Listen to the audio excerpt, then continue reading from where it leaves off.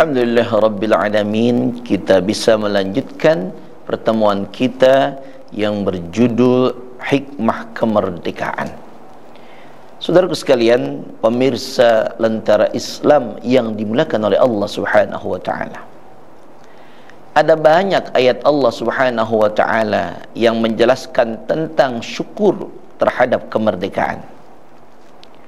Tetapi perlu diingat saudaraku sekalian, seandainya bangsa kita mengalami perubahan demi perubahan ke arah yang negatif, itu bukan karena Allah yang merubahnya, tetapi karena diri kita lah yang merubahnya sendiri menjadi sesuatu yang tidak lebih baik.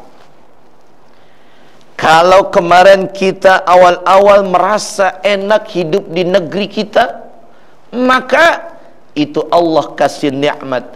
Tapi jikalau kita merasa tidak enak, bukan karena Allah yang kemudian memberikan azab dan musibah, tetapi karena kita sendiri yang tidak mensyukuri nikmat daripada Allah Subhanahu wa ta'ala. Allah enggak akan merubah nikmatnya sampai hambanya tersebut sendiri yang merubahnya. Allah pun mengatakan di dalam ayat yang lainnya, tepatnya di dalam Al-Quran pada juz yang ke-10, pada surah yang ke-8, itu surah Al-Anfal, pada ayatnya ayat yang ke-53, atau tepatnya pada halaman 184 dalam Mushaf Utsmani. Kata Allah Subhanahu wa ta'ala, lam yaku, kata Allah, Allah tidak akan mughayyiran, Allah tidak akan merubah ni'matan an'amaha ala qaumin, Allah tidak akan merubah nikmat yang diberikan kepada satu bangsa hatta yughayyiru ma bi anfusihim, sampai mereka sendiri yang merubahnya, sampai bangsa itu sendiri yang merubah daripada nikmat yang Allah berikan kepadanya. Masya Allah. Saudaraku sekalian, seandainya hari ini kita berkurang nikmat yang ada pada diri kita, maka saya katakan kitalah yang mengurangi nikmat tersebut.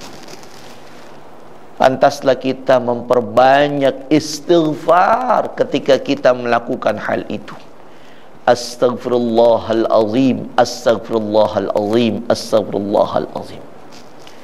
Itulah hikmah yang pertama ketika kita bicara tentang kemerdekaan.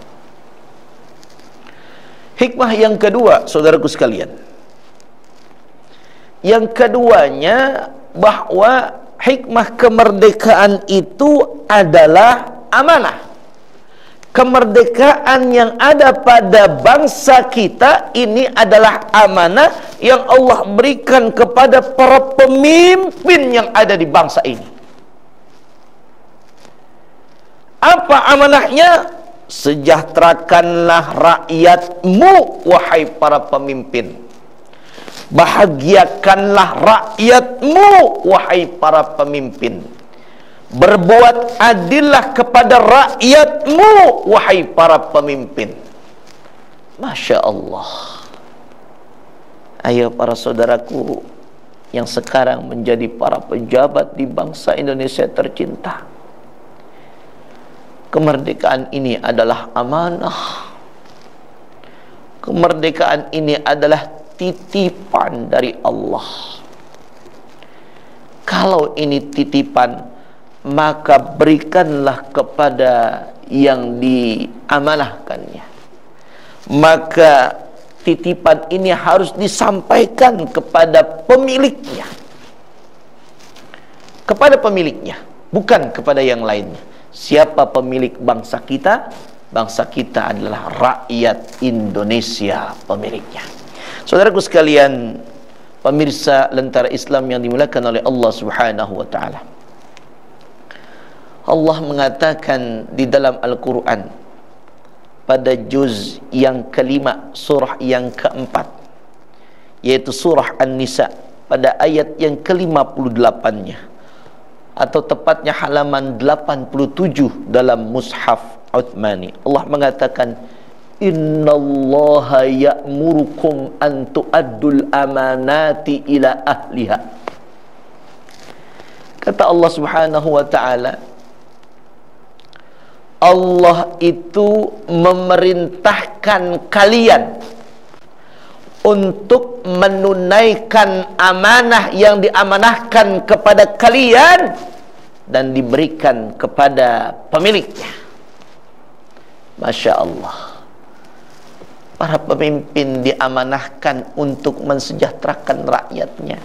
Ayo sejahterakan rakyat Indonesia, para pemimpin. Para pemimpin diamanahkan untuk berlaku adil kepada rakyat-rakyat Indonesia, maka berlaku adillah kita kepada rakyat Indonesia. Maka kalimat berikutnya, wa idza hakamtum bainan nas, dan seandainya engkau menghukumi, engkau menjadi hakim di antara manusia, maka antahkumu bil adli, berhukumlah, memutuskan perkaralah dengan seadil-adilnya. Masya Allah. Saudaraku sekalian, pemirsa Lentera Islam yang dimuliakan oleh Allah Subhanahu wa ta'ala, ingin rasanya memperpanjang pembicaraan tentang ini, namun kita dibatasi oleh ruang dan waktu.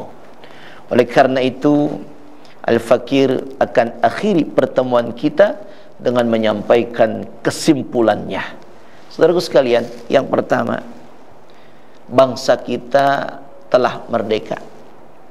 Ayo kita syukuri nikmat kemerdekaan ini dengan mengisi kemerdekaan ini berbuat baik buat bangsa kita.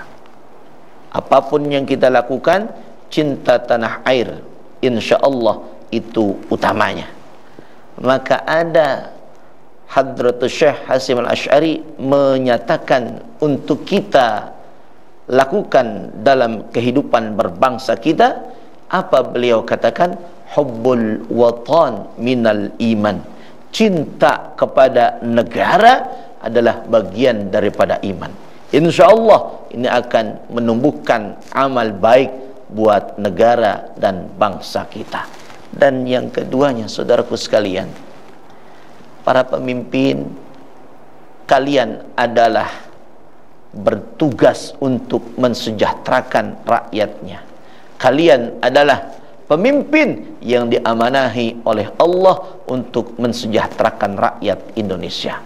Semoga Allah memberikan kemudahan demi kemudahan dalam para pemimpin melaksanakan amanahnya semuanya. Amin ya rabbal alamin. Demikianlah, terima kasih. Semoga acara ini dapat bermanfaat bagi kita semuanya. Terima kasih. Tetaplah mengikuti acara Lentera Islam. Wallahul muwaffiq ila aqwamit thariq. Wassalamualaikum warahmatullahi wabarakatuh.